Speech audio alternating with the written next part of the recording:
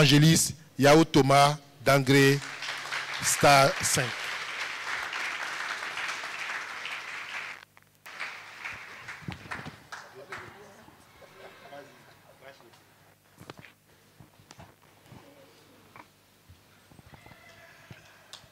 Alléluia.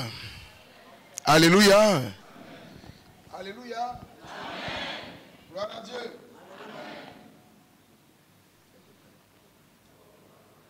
Amen. Alléluia. Amen. Bien, peut-être que, comme on ne se connaît pas, donc votre amen est très très timide. Très froid. Je crois que ça va venir. Je voudrais vous saluer, dire bonjour. Bonjour. Très bien. Je dis merci à mon ami le pasteur, le missionnaire Bilé et son épouse. En tout cas, elle a dit tellement de choses que je ne sais même plus par où commencer. Mais c'est un ami, un frère à moi.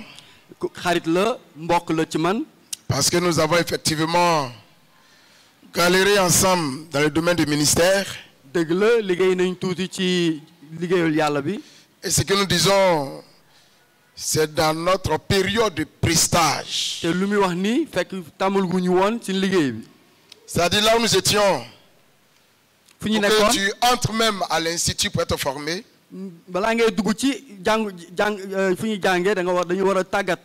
On t'a déjà formé.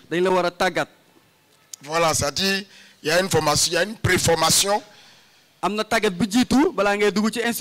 Qui est telle que quand tu rentres à l'institut, tu sors, tu es au complet quoi. Peu importe le terrain sur lequel on te met, tu vas prospérer. Lui, il a eu la grâce. Quand il a fini, en même temps, il l'a envoyé ici au Sénégal. À cette époque, on se demandait qu'est-ce qui allait se passer ici au Sénégal. Mais quand il m'a raconté ce qu'il a vécu à Tambacounda, c'est Tambacounda, hein? C'est ça? Cela prouve que déjà sa préformation l'avait déjà préparé pour de tels territoires ou de tels champs. Donc en tout cas, si vous voyez votre pasteur, il faut vraiment louer le Seigneur et le saluer tous les jours. Parce que chez nous, pour devenir pasteur, ce n'est pas une mince affaire. Ce n'est pas parce que tu as l'argent ou bien que tu es intellectuel, mais non, ça, tout ça, on ne connaît pas tout ça. Mais c'est ton appel là qu'on voit. Et donc je rends grâce au Seigneur pour son serviteur ici à Thiès. On a été beaucoup émerveillés par l'œuvre accomplie ici au Sénégal par votre pasteur. Je l'ai dit parce que on a toujours les témoignages, non seulement de la mission Amatsi,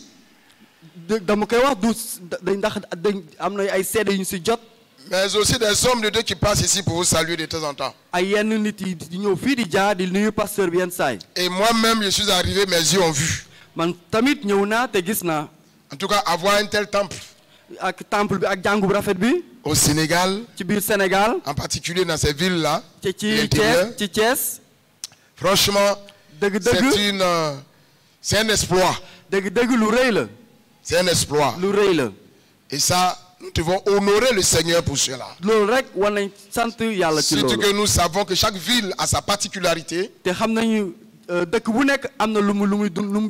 Mais ici, il y a quelque chose d'extraordinaire qui s'est produit. Et qui continue de se produire. Alléluia. Est différent de ceux qui sont peut-être à Abidjan, hein? Pas du tout. Au contraire, vous avez un très beau temple.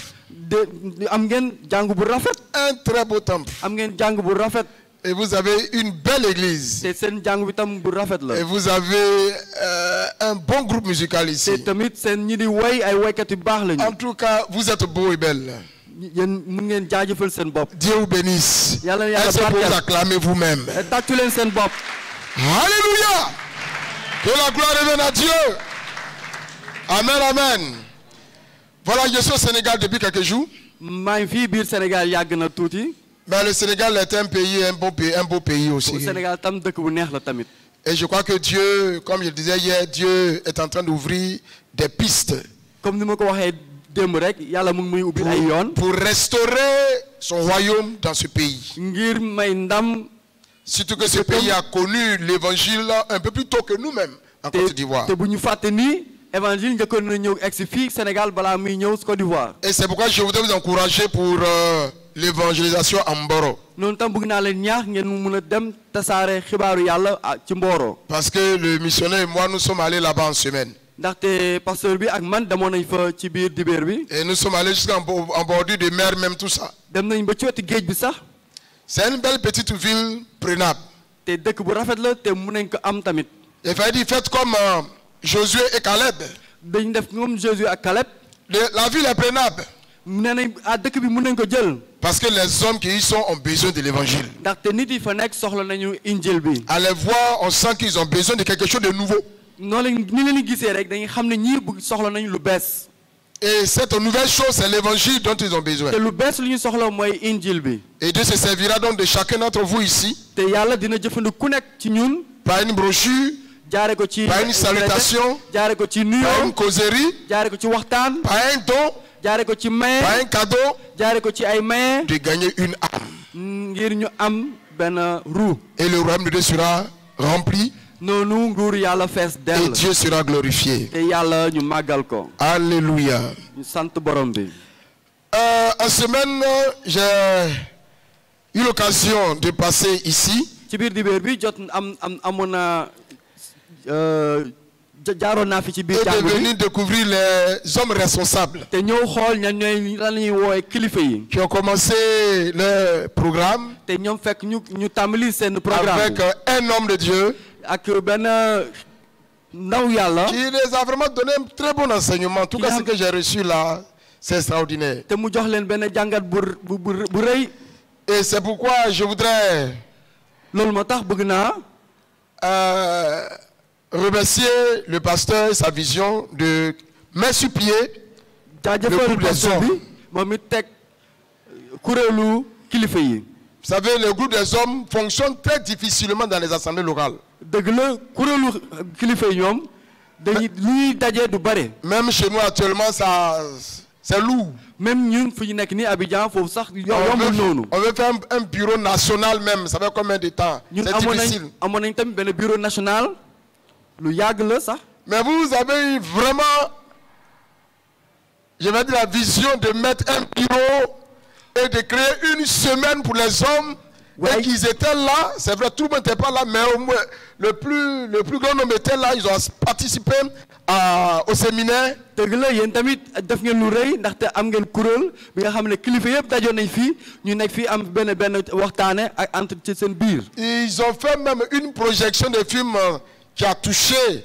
Si malheureusement, les femmes n'étaient pas là. teg nañ ay film sax waaye seen soxna ñoo nekkuñu fi woon. Comme on a dit, c'est la semaine des hommes responsables. Elles sont restées à la maison. ni ñu ko waxee bésu kilifa yi ñoom tamit seen jabar yi ku nekk des këram. Mais le film était parleur pour le couple même. waaye film bi ci ñëpp la doon waxtaan. Très beau film. film bu baax. Et ça a permis à l'équipe de tirer des leçons et nous avons prié. noonu tamit gis nañ si ay xibaar yu ñu si mën a jëlee ñu ñaan si loolu. En tout cas, merci président des hommes. maa ngi jaajëfal président. Dieu vous bénisse abondamment. C'est lui, voilà. Il est là, c'est avec son épouse là. Voilà. Dieu vous bénisse. yàlla yàlla barkel. Et merci pour l'initiative. jërëjëf ci li teewaay bi. Bien, je voudrais encore dire merci au maman ce matin, bëgg naa à nos épouses jaajëfal seen yaay yi seen soxna yi. qui nous ont surpris. ñoom tamit jaaxal nañu. Parce que vous nous oubliez tout le temps. te bett nañu waaye yenn saa ñoo da ngeen ñu fàtte. Même chez nous, partout dans le monde, là, on oublie toujours les pères. même yenn saa dañuy fàtte soxna yi. Donc aujourd'hui, le pasteur s'est préparé pour vous. noonu tamit pasteur waajal leen. Et vous l'avez dribblé. ñooy nag ngeen bett ko yéen. Ça, c'est très bien ça. loolu lu baax la. Alléluia. di sant borom. Ça, c'est très bien. loolu lu baax la di sant borom. Et nous voulons ainsi que vous honorez les pères, vos maris à tout moment. ñun bëgg nañu tamit ngeen jaajëfal seen jabar yi seen. Parce que vous savez, ils sont très chargés dans la tête. ndaxte ñoom dañu fees dal ak ay mbir ci seen bopp yi. Les pères, ce n'est pas facile d'être père. nekk baay du lu yomb. Il a tout le poids sur la tête. dafa bëri lu diis mu yenn. Maman vient. maman day ñëw. Enfant vient. xale itam dañuy ñëw. Les parents de l'autre côté viennent. yeneen waajur yi ñëw fële. Les amis sont à côté. xarit yi ñoo ngi nii. Il y a tellement de situations. Et lui-même, il a ses propres problèmes. moom ci boppam sax am na tamit lu mu war a def. Donc de temps en temps, yenn saa yéen le tamit. faire sortir de là, c'est important. yenn saa yi ngeen jàppale. Donc je voudrais dire merci aux femmes, aux bëgg mamans. naa jaajëfal seen maman yi. Mais ça ne doit pas s'arrêter ici. Hein. waaye warul yem fii rek. Et les mamans, oh là, c'est vous qui avez, vous avez la balle dans votre camp. ndax fi ñu toll nii yéen yaa leen aaye. Après, ici, vous avez des lieux de détente, de sortie. fi jógee am na fenn fu ñu mun dem. Prenez vos maris aujourd'hui là. jël leen seen jëkkër yi. Dites à vos maris, je t'invite. wax leen seen jëkkër yi tey man maa lay yóbbu. Alléluia. Je t'invite aujourd'hui, c'est moi je t'invite. tey maa lay yóbbu. Tout le temps, c'est nous qui vous invitons. ndaxte saa su ne On va sortir un peu, on va faire toujours nous, mais aujourd'hui là, c'est dans votre camp. tey bëgg nañ nag yéen jabar yi. Donc après, je vais me renseigner pour savoir quelles sont les mamans et les épouses qui ont invité les maris, leur père. ba si ñëw naa xool kan moo jël jëkkëram yóbbu ko. Parce qu'il y a certains mamans qui appellent leur mari papa. ndaxte am na ñoo xam ne wooye seen jëkkër papa. tey nag di nga wone sa papa. On va se tenir debout, je ne serai pas long en prédication, c'est pourquoi il n'y a plus le temps de parler. On va se tenir debout juste un instant. Et je vais rendre grâce à Dieu. Nous te bénissons et nous te rendons honneur et gloire. Toi le Dieu tout-puissant, Le Dieu véritable, celui qui tient toutes choses entre ses mains et qui nous accorde la vie en ce jour de la célébration des pères. Tu es le meilleur Père dans les cieux. Et tu te fais représenter par des pères ici-bas sur la terre. Nous te rendons grâce d'avoir fait de nous des pères. Nous t'honorons pour toutes choses. Sois béni éternel. Sois honoré. Merci pour le coup de ta parole. Oh Dieu, que nous allons partager. Et nous voulons que toi, le véritable Père, le conseiller par excellence, tu t'adresses à chacun d'entre nous. De sorte qu'en sortant de ces lieux, que nos cœurs soient remplis de joie, remplis de vie. Honneur, gloire et puissance te soient rendus, Père, au nom de Jésus. Amen. Veuillez vous asseoir. Merci bien. Mon église du Temple de la Victoire vous salue. Ils sont très heureux que je sois au Sénégal ici avec vous. Ils ont voulu se déplacer nombreux pour être là. Mais le programme des uns des autres n'a pas permis d'être là. Il n'y a eu qu'un seul qui a pu se déplacer. Un diacre. Mais qui a été pris par le directeur de mission ivoirienne. Dans son assemblée. À Zak Bao, il doit prêcher. Au-delà de ça, ils sont ici de cœur avec vous. Amen. Amen. Je me suis confondu au Sénégalais depuis que je suis arrivé ici. Et comme je l'ai dit hier, on m'a donné déjà une tribu. Et on m'a donné un nom. Et je fais partie de la famille des Sarr. Donc je m'appelle Djegan Sarr. Désormais c'est Djegan Sarr. Alléluia. Voilà. Et donc, d'accord, donc tout à l'heure on va causer. Mais je comprends aucun mot. Bien. J'ai réfléchi à votre thème. xoolaat naa bu baax seen xibaar bi. Les hommes responsables, tu es un homme responsable, lève-toi kilifa yi jóg leen. et sois le leader dans ta famille da nga nekk njiit ci sa biir à famille l'image de Christ ngir Christ. pour vivre le repositionnement. ndax nga mën a dund taxawaay bu bees. C'est un grand thème ndax loolu ponk bu mag la. dans lequel nous retrouvons plusieurs choses à la fois. ndaxte loolu gis nañ si mbir yu bëri ci biir. Mais nous ne pourrons pas toucher tout ça plus en semaine. Il y a un orateur qui en a déjà parlé. waaye du lépp lañ mën waxtaane.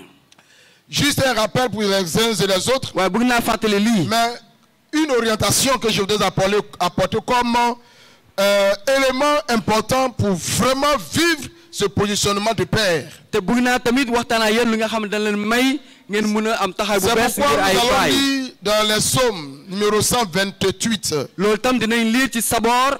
Numéro 128. Heureux tout homme qui craint l'Éternel bëgg nga yow mii ragal yàlla. et qui marche dans ses voies. te ngay dox ci ay waxam. Tu jouis alors du travail de tes mains. sa liggéey day barke. Tu es heureux et prospère. di nga bëgg te di nga am alal bu doy. Ta femme est comme une vigne féconde dans l'intérieur de ta maison. sa jabar day am doom saa su nekk. Tes fils sont comme des plants d'olivier ndax sa doom yi nag day mel ni comme ay garab yu meññ. autour de ta table. wër la ci fi nga toog. C'est ainsi qu'est béni l'homme qui craint l'Éternel. noonu la yàlla di barkeel ki ko rak. L'Éternel te bénira de Sion yàlla dina la barkeel ci Sion. et tu verras le bonheur de Jérusalem te di nga gis mbexteewu Jérusalem. tous les jours de ta vie. saa su nekk ci sa dund. Tu verras les fils de tes fils. di nga gis sa doomi doom sa sët. Que la paix soit sur Israël. na jàmm nekk ci Israël. Amen. Amin. Le texte de ce psaume écrit par David xibaar bi Daawuda bind. fait honneur au père et aux hommes en général. kooku day màggal bàyyi ak góor yi. Et comme je l'ai dit, en ce jour de la fête des pères, ni mu ko waxee ci bésu kilifa yi. en tant que père, je souhaite une bonne fête à tous les pères de cette assemblée. man mii bàyyi man tam maa ngi jaajëfal bàyyi fi toll toog. Bonne fête à tous les pères qui nous suivent et qui nous écoutent. na ngeen am bés bu neex. C'est là mon souhait et ma bénédiction pour vous. loolu mooy li ma leen di barkeel. Soyez encouragés maa ngi leen di ñaax. et soyez fiers d'être père. ni ngeen bëgg ni ngeen nekkee ay baay. Que tu sois jeune, tu seras père demain. noo nekkee ndaw tam di nga mës a nekk baay ëllëg. Tu n'es pas épargné. yow tamit ci nga bokk. Dans ce thème que nous venons de lire tout à l'heure, ci ponk bi ñu nar a waxtaane tey. sinon dans ce texte du moins que nous venons de lire, ci xibaar bi ñuy waxtaane nous tey. découvrons, comme dans le texte et dans le thème, nañu gis ci ponk bi ak ci xibaar bi. la responsabilité, kilifate.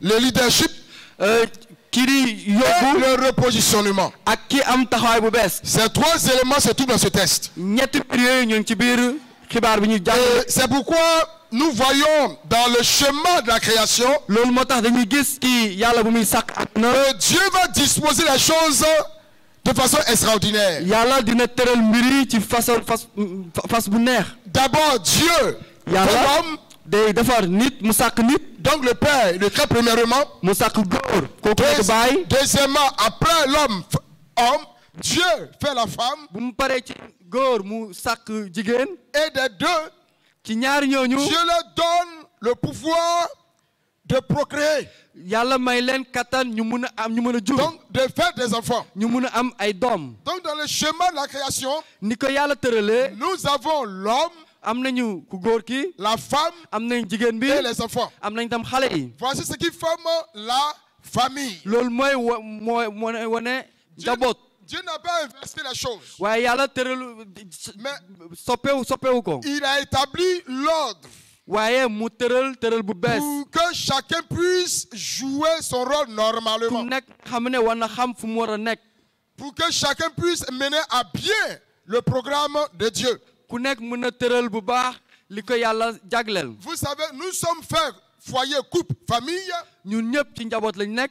dans le but d'accomplir le plan de Dieu. ngir ñu mën a liggéeyal yàlla. Et c'est ce que Dieu attend de chacun d'entre nous. loolu lay yàlla di xaar ci ku nekk ci ñun. Et de ce qu'il attend de l'homme en particulier. te lu muy gën a xaar ci ku góor ki. L'homme, ci ku góor ki. le père, baay ji.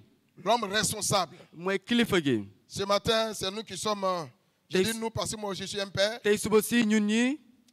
Et je suis un homme aussi. man góor laa te tamit Donc nous baay sommes à laa. l'honneur. Et nous sommes sur le fauteuil blanc. ñun ñu la ñuy jaajëfal te ñoo ngi ci toog. Alléluia. toogaay bu weex tàll. Le père donc baay est ji la première personne mooy nit ki jiitu. de la maison et de la famille. ci biir njaboot bi. Il occupe donc la tête kooku mooy bopp bi.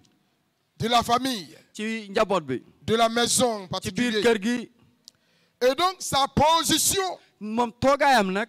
influence d'une manière ou d'une autre la maison. dafa am lu muy indi ci biir kër gi. Cette position influence. ndaxte toogaayam day am lu muy indi ci biir kër gi. Il est le premier moom mooy ki jiitu. à être dans la création. ci biñ sàq bi. Mais il est le premier à composer la famille. ndax moom moo jiitu tamit ngir am njaboot. Tout à l'heure, le pasteur a dit, tey sànq si pasteur nee na. l'homme, le père, a en lui la vie.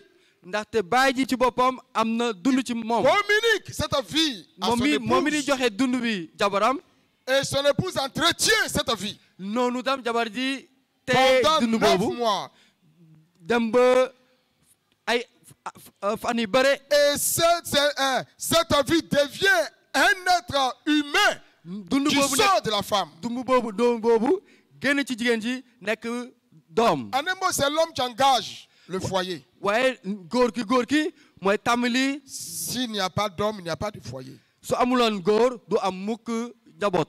S'il n'y a pas d'homme, il n'y a pas de foyer. su amuloon góor du am njaboot. C'est la raison pour laquelle toutes les femmes veulent se marier. loolu moo tax jigéen ñëpp bëgg nañ sëy. Parce que quand tu es marié, alors on parle de foyer. ndaxte soo sëyee ci lañ doog a mun ne njaboot. Mais s'il n'y a pas marié, il n'y a pas foyer. su amul jëkkër moom du am njaboot.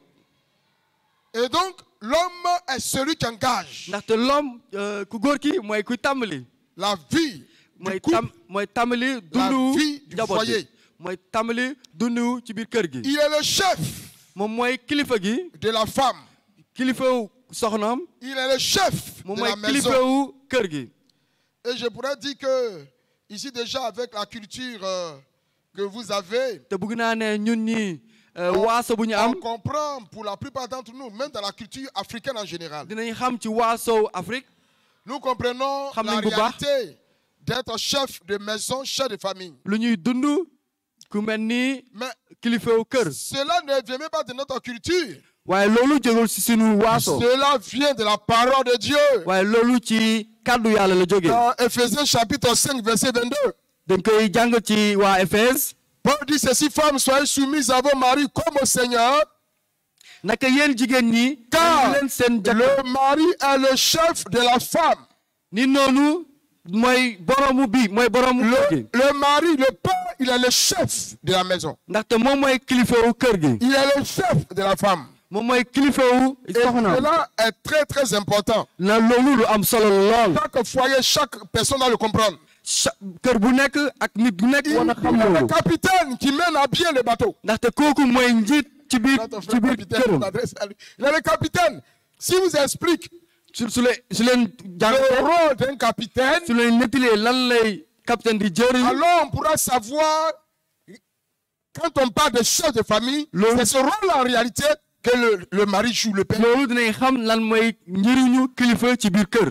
Parce que le capitaine, c'est lui qui mène à bien sa troupe, ndaxte capitaine kooku mooy njiit qui ci ñu muy yore. coordonne toutes les activités de ces éléments, lépp mënut a xew ci kuréel bi moom moo koy jiite. qui est prêt à défendre ces éléments. yow mi pare nga xare ngir ñi nga jiital. Quelle que soit la situation, il doit les protéger, les défendre. ak jafe-jafe bu mënut a am yow yaa leen di aar.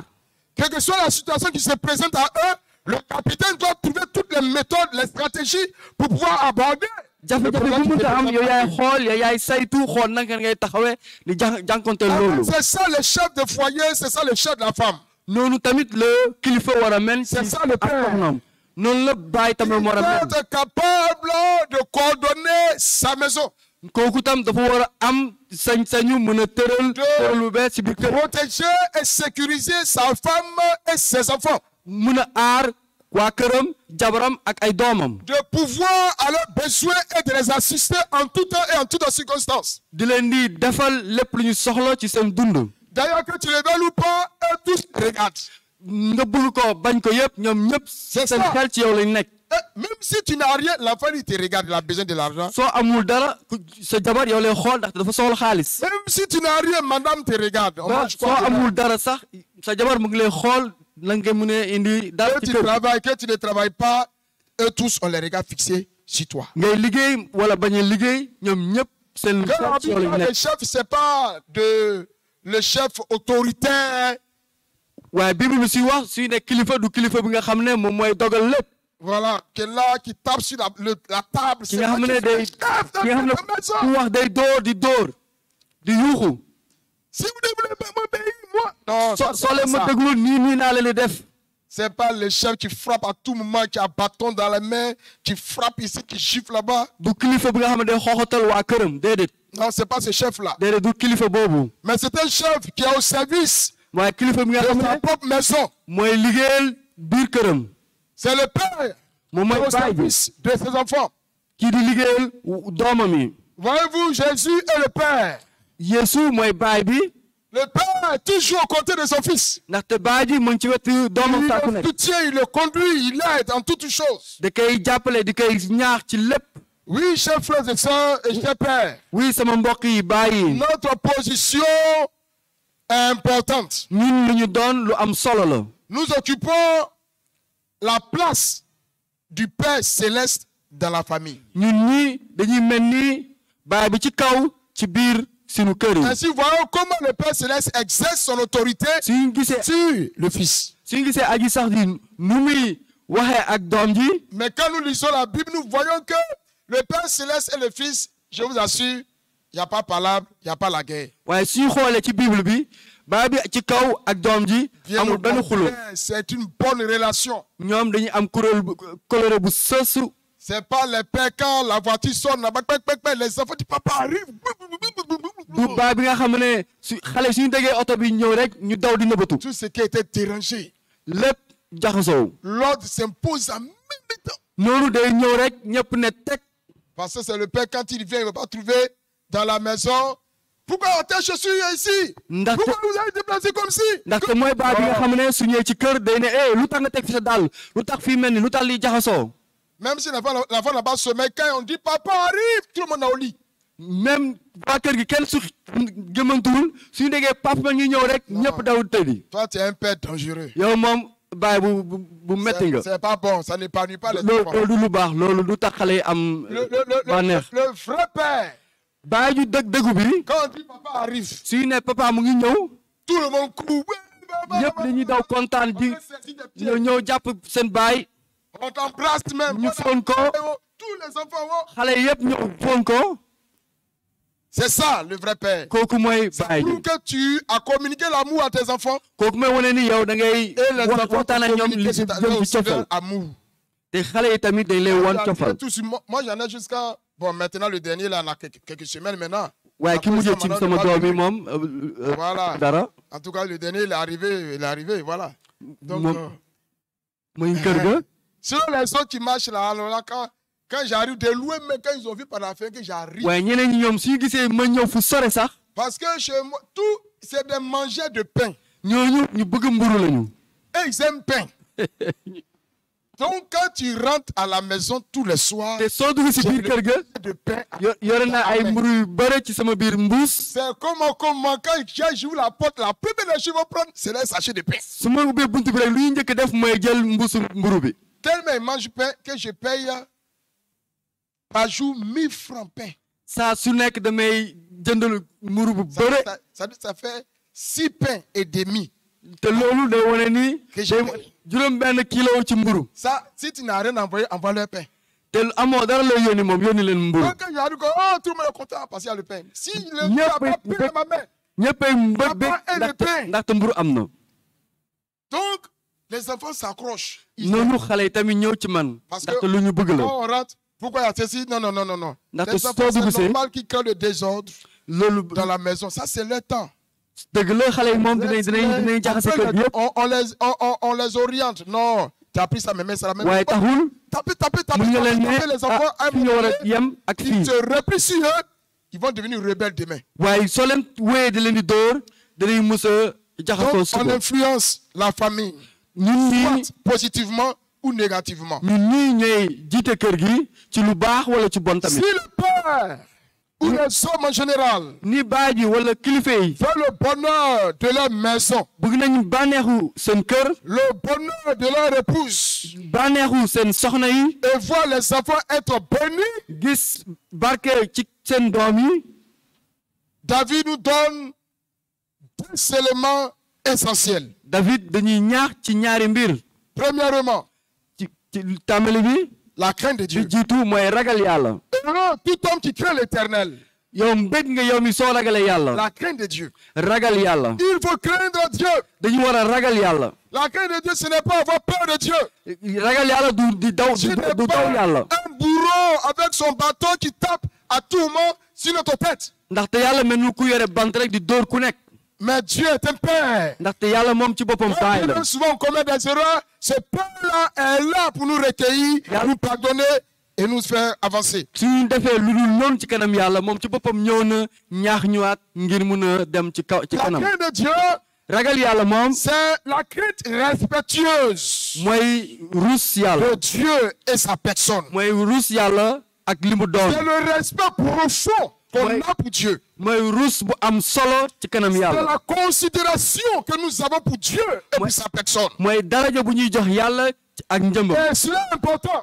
te loolu lu am solo la Tu considères Dieu, soo xamee yàlla tu respectes Dieu, soo rusee yàlla cela suscite en toi une attitude, un comportement. dafa am ni nga war a dox ne Et c'est ce comportement-là que nous appelons la crainte de Dieu. te ni nga war a doxee noonu la ñuy wooyee ragal yàlla Lui, là, il craint Dieu. noonu lañu ne ah kii de ku ragal yàlla Il la ne joue pas dans sa relation avec Dieu. ndaxte moom du foo mukk ak yàlla Parce qu'il n'a pas un pied dedans et puis ndaxte un moom pied yore benn dehors. tànk fii beneen tànk ci biir Non, il sait faire la part des choses dans sa vie. ndaxte moom xam na lu muy doxalee dundam Voilà quelqu'un qui sait trancher les affaires. waaye kooku xam na lu muy lijjantee Il mbiram ne se met pas dans la compromission. du xool lu neex nit rek mu Mais def qui est clair dans ce qu'il a à faire. waaye dafa leer nañ ci lu muy def Dans le film que nous avons regardé la dernière fois, ci film bi ñu seetaan bés yi passé certainement que bés yi plusieurs ont weesu déjà suivi cela. mu naam ñu bëre sax ci yéen seetaan ngeen ko C'est ba pare toi qui travaillait dans cette entreprise ndaxte am na benn ku doon liggéey ci biir et qui kuréel a été convoqué par ses patrons. noonu ñi koy jiite woo ko Ses patrons voulaient lui donner la promotion. ñooñu bëgg nañ ko may beneen taxawaay ci biir Mais ils ont tendu un piège. waaye ñoom dañ ko doon fiir S'il ne craignait pas Dieu, ay kooku su ragloon il yàlla allait tomber dans le piège. dina woon daanu ci fiir bi Ils lui ont proposé. nee nañ ko On a une cargaison qui arrive am nañu mbir bu war a avec ñëw des colis. lu bëri lu war a ñëw Et ils ont donné le nombre de colis. nee nañ ko ah lii la ci mbir Le patron même de l'entreprise lui dit, léegi nag kii jiite kuréel boobu je veux que tu déclares tel nombre de colis. waaye bëgg naa nga wax lii rek moo am Voici le nombre exact, mais déclare tel nombre. lii moo fa am waaye yow neel nii rek Alors si tu acceptes de te ranger de mon côté, waaye soo nangoo def nii ma wax je vais te nommer. dinaa la def Tu seras chef. di nga nekk kilifa ci Le kuréel bi choix est dans ta main. léegi yow mii yaa war a seet li nga bëgg Le monsieur s'est assis, le chrétien s'est ah assis. Il a chrétien réfléchi moom deux toog fois. rek di xoolaat Il lui a dit, bon, vas-y, et puis demain, viens me faire le rapport. mu ne comme que mënoo ma wax léegi ah demal ba suba nga ñëw wax ma Et donc il est parti avec sa femme. mu dem këram ak jabaram Sa femme elle voyait vraiment le poste. jabaram tam mu ngi gis ni ah lii ne lu baax la Parce qu'il y a de l'argent ndaxte am na xaalis foofu à suivre. xaalis bu bare bu nar a ñëw Faut-il qu'il accepte? ah dafa war a nangu loolu wala En acceptant, te su ko nangoo nag il désobéit à Dieu. day weddi yàlla Faut-il refuser? su bañee loolu En refusant, Su- il perd cette promotion. su bañee duñ ko mën a jox lu bees loolu En tout cas, sa femme n'a pas eu assez de foi. waaye jabaram moom amuloon ngëm bu doy Ah, les femmes. ah xale jigéen yi Souvent, yéen ñii tamit quand on voit à côté, yéen ñem tamit on crie. Et donc, il s'est trouvé que loolu le jeune, le monsieur, ils ont prié. waaye chrétien bi Il moom est allé. mu ñaan Il a décidé mu dem ne de ne pas céder à la proposition de son chef. du nangu mukk li ko jiitam bi Il a wax préféré refuser cette façon de faire.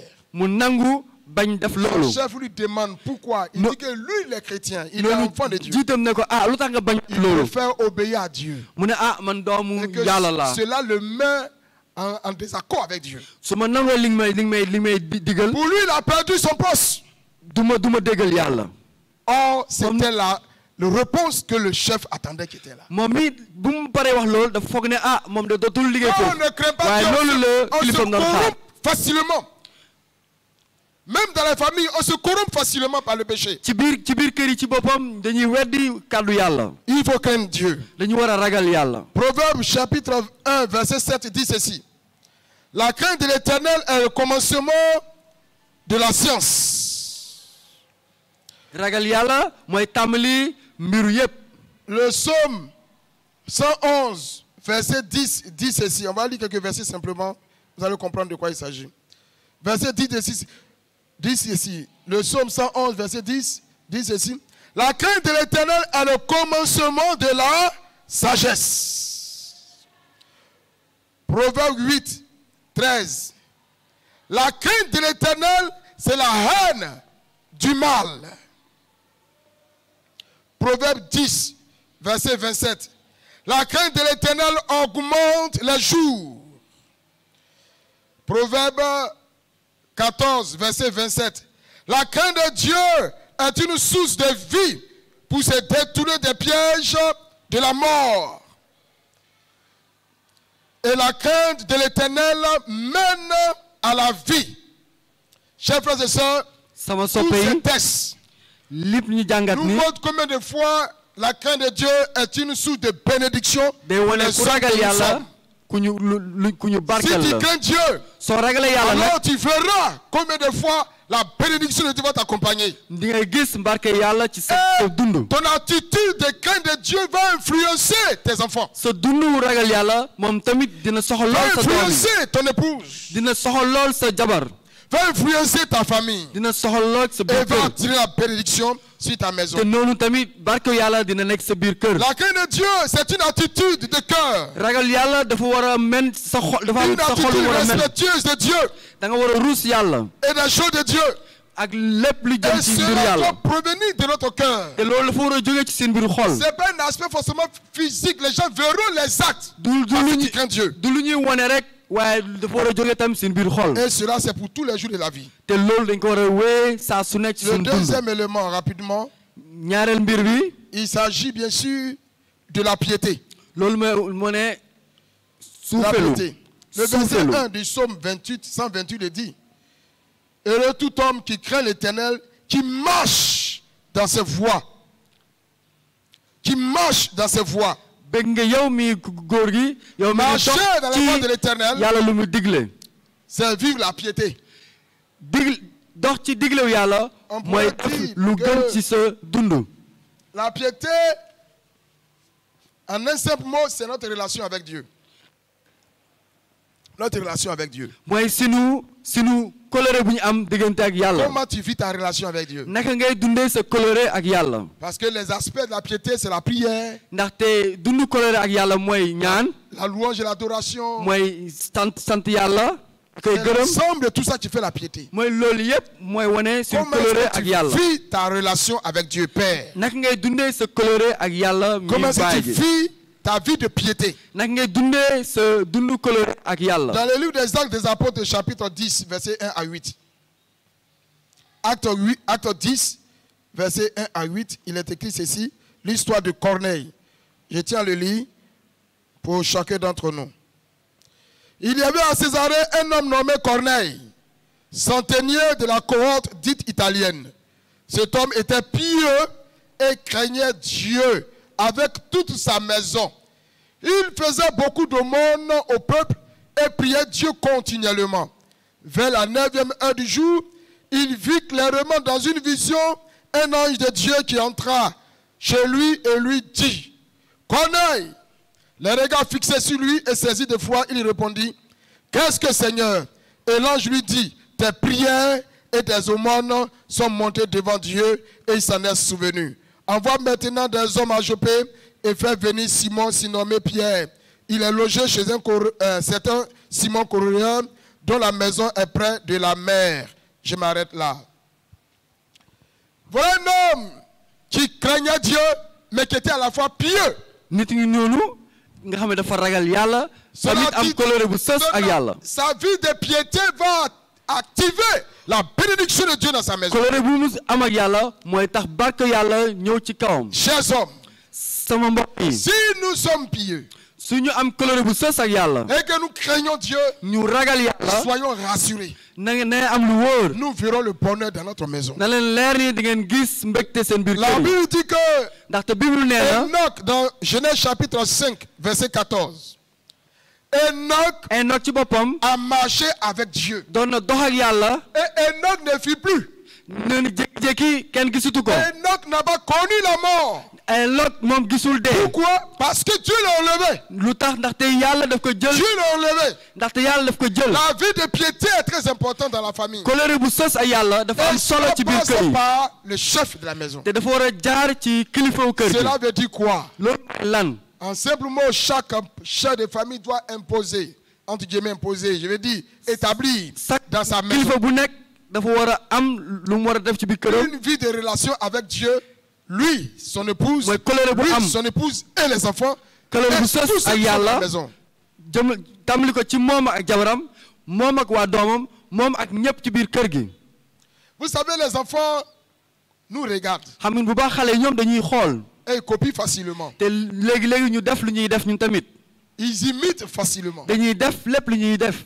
Quand tu parles sooy wax et que toi-même tu n'appliques pas, te yow mi jëfewoo ko alors dis-toi que tu as fabriqué des rebelles. noonu xamal ni yow tam ñi ngay xale yi di def Cela loolu. veut dire que notre vie de piété doit être une vie de tout le temps, de tous les jours. loolu mooy wane ni si coloré bu sës bu ñu am yàlla. dafa war ko wéyee saa su nekk. Comment appliquons-nous la parole de Dieu naka la ñuy doxalee kàddu yàlla. dans nos maisons, ci suñu biir kër dans yi notre famille? ci suñu biir njaboot. Comment vivons-nous notre vie chrétienne? naka lañ dundee suñu dundu chrétien. C'est ça la vie de piété. loolu mooy dundu coloré bu sës Alors, ak pour yàlla. terminer les conséquences, noonu ngir jeexal le texte est très intéressant. xibaar bi xibaar bu am Le solo la. premier élément que je relève, ta femme est comme une vigne féconde. sa jabar dafa mel ni garab bu am meññeef. Quand ces deux éléments sont remplis, ñaari mbir yooyu su alors, feesee ta femme ne peut que être bénie. sa jabar day nekk ku barke ku ñu Elle barke. devient une vigne féconde. day nekk garab bu am ay meññeef. Elle est épanouie. noonu day am mbégte. J'ouvre une petite parenthèse. maa ngi wax leneen. Les sœurs, les femmes, les épouses, suñ mbokk jigéen ñi vous jabar yi aussi facilitez la tâche au père et à vos maris. yéen tamit jàppaleen seen jëkkër yi ci biir kër yi. Parce qu'il y a des femmes, hein? ndaxte am na soxna yi nga xam ne Il y a des femmes, yaa de sax ne am na soxna yi nga xam ne ils font de telle sorte que le monsieur même il a la migraine tous les jours. ñoom dañuy def ni seen jabar seen jëkkër dañuy am ay métti bopp saa su nekk. La bénédiction ne peut pas vous atteindre. ndax barkew yàlla mun leen jot. Dans la tête, ça ne va pas là. bopp bi moom su baaxul Ça bloque la bénédiction. day tere barkew yàlla egsi. Ça bloque. day tere barkew Donc, yàlla la egsi. parenthèse pour vous les mamans, ñu yéen ñii moom ay facilitez la tâche à vos maris. yombaleen mbir yi seen jëkkër yi. Sachez les soigner et calmer vraiment toute la pression qu'ils ont eue. xam leen noo leen ni waxtaan ak ñoom ngir ñu dal. Ainsi, quand ils découvrent en toi une mère, noonu mu gis yow il ne peut te bénir tous les jours. jabar mu lay barkel saa su nekk. Amen. Amin. Amen. Amin. Je ferme la parenthèse.